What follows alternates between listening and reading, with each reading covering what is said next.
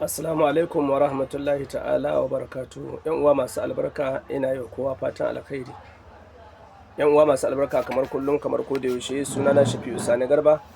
Ni ne shugaban wannan cibiya mai albarka mai suna Ash-Shifa'u min kulli da'in Lissam. Ina yi wa kowa fatan alkhairi. Kamar yadda wannan cibiya mai albarka ta saba gabatar muku da wato abubuwan da muke gabatarwa, muke product a wannan cibiya mai albarka. A yau mun zo muku da wannan mashhurin wato sabulu da ya shafi wato karya sihiri, sammu, jinnul ashik, tsafi, ina wa'inda mayu suka takura musu, ina wa'inda suke cikin maƙiya masu jefe-jefe. ‘Yan uwa masu albarka, ku nemi wannan set ɗin, wannan sabulu. Mun samu suna back to sender. Insha Allah ta'ala sihiri sammu, idan kana amfani ko kina amfani da wannan haɗi da muka yi, insha Allah ta'ala maƙi ma ba zai doso ki ba. Mayi ma in ya ji wannan wato ƙarfin wannan sabulun, ba wari ba komai, abubuwa ne muka haɗa, sirruka ne muka haɗa sosai muka samar da wannan mashhurin sabulu. Yana da matuƙar tasiri akan abin da ya shafi sihiri, sammu, shafar shaiɗanu, wato maita da dangogin matsaloli da suka shafi secret society. Yana da kyau a riƙa yi wa yara wato wanka da wannan sabulu, musamman idan za su tafi makaranta, ya zama shine sabulun yara. Sai kuma idan aka masu wanka da shi, ga man ma kala biyu ne. Akwai wannan basilin ne, kamar basilin yake, kun ga yadda yake, kun gan shi, kun gan shi, an gan shi, wannan kenan. Sai kuma wannan shine oil nasa. Kowanne da bambanci, wannan daban wannan daban, mun fahimta? Yawwa, wani ya fi son basilin, wani kuma ya fi son na ruwa. Idan ki yi wa ɗanki ko ka yi wa kanka amfani da shi, in an fito daga wanka, ya zama shine man shafawa mutum. Sai kuma wannan hayaƙi ne, za a ɗebi kaɗan a turara jiki da shi. In dai ana turara, duk wani shaiɗan da ke cikin wannan gidan zai gudu. Kuma duk wani wanda ya zama mai surkulle ko kuma mayu ko kuma a'a jefe-jefe ake ma mutane, ko kuma a'a kun san wannan rayuwar sai dai addu'a, to in uwa masu albarka ku nemi wannan. Sannan kuma ga wannan sunan mun sa masa suna shi kuma ma'u ruqiyya li daf'i kulli shar.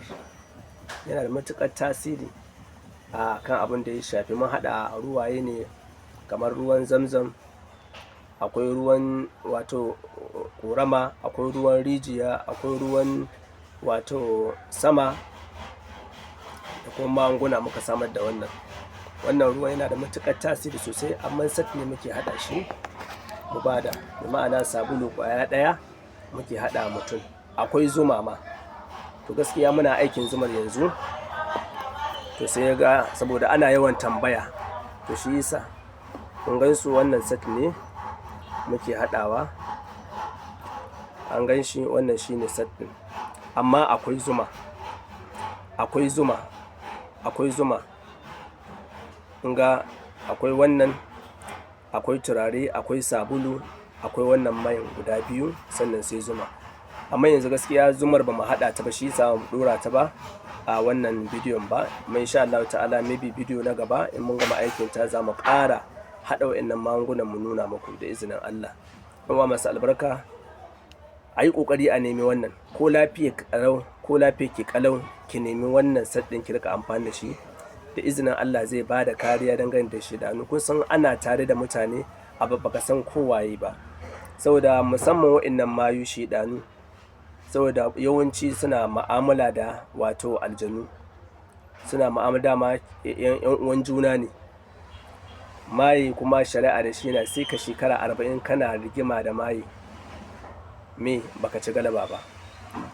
Da yawan shari'a da ake yi da maye shi yake cin galaba. sai komai naka ya ƙare akan wannan. Saboda a constitution ɗinmu na ƙasarmu musamman mu Najeriya, musulmai ne ke jan ragamar wannan shari'a. Ko Kirista ne ya san akwai kambun baka, akwai maita. To amma menene constitution bai ba da damar a sa wannan ba. Shi constitution abin da yake ya ba da dama ikirari, mutum ya ce zan ga baya gare ka ko suna ni ne ajalinka ko da sauransu. To amma mu Ƙur'ani ya gaya mana, kuma Annabi sallallahu ya gaya mana, domin Annabi sallallahu ya ce kullu ainin mahsud, dukkan wanda yake duk wani ido akwai za a samu mahassadi a tattare da wannan. Kullu zu ni'ima afwan kullu zu ni'ima mahsud, duk wanda Allah masa wata ni'ima sai ka samu akwai mahassadi da yake masa. Wani lafiyar ka baya bukata, wani baya son kana ce kana dan neman ka abinda zaka rufa kanka asiri, amma baya so, baka zuban masa ba, baka baran masa ba, amma ya tsane ka ko baya son ya ji muryarka. To yan uwa masu albarka, wannan rayuwa yanzu an daina zama haka. Ayi addu'a kuma a hada da magani, sannan kuma a rike sirru. Yawan abin da ke janyo irin wannan rashin sirru, yanzu idan sirri yana cikin ka shine yake sirru, yayin da ka gaya wani to ya zama fa surutu. Domin kana ganin amintaccen ka ne ka gaya masa, to ka kwana ka rubuta ka aje, shi ma yana da wani amintacce nasa wanda kai baka san shi ba, zai gaya masa wannan.